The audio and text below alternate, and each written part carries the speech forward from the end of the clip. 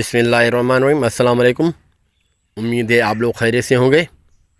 अगर आप चैनल पे नए हैं तो agricultural and live stock info को सब्सक्राइब करें, लाइक करें, नोटिफिकेशन के बेल को लाजमी प्रेस करें ताकि हम आपस में एक दूसरे से जुड़े रहें।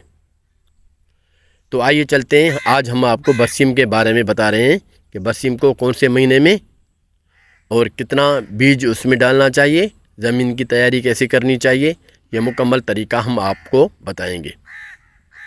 सबसे पहले आप लोग ज़मीन में लेज़र लेवल लगाएं ताकि ज़मीन की सतह बिल्कुल एक जैसा हो।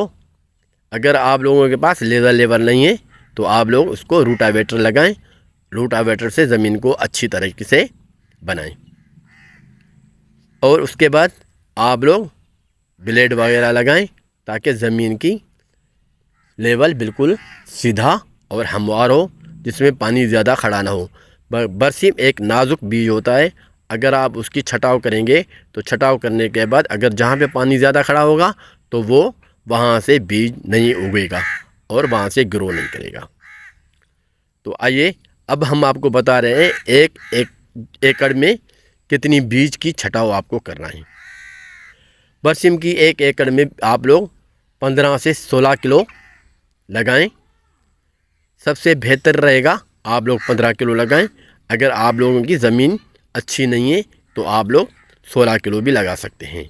इसी तरह आप लोगों की बीज की उगाव बहुत अच्छा होगा और आप लोगों को बहुत अच्छी तरीके से कटाई में मदद मिलेगी जब आप लोग घास काटेंगे बरसीम की। तो और बरसीम लगाने के लिए सबसे बेहतरीन जो मौसम है वो अगर हम लोग लगाते हैं सिंध में तो सिंध में 20 अक्टूबर के बाद और 10 नवंबर तक हम लोग बरसीम की बीज को लगा लेते हैं ताकि उसकी ग्रोइंग अच्छी हो।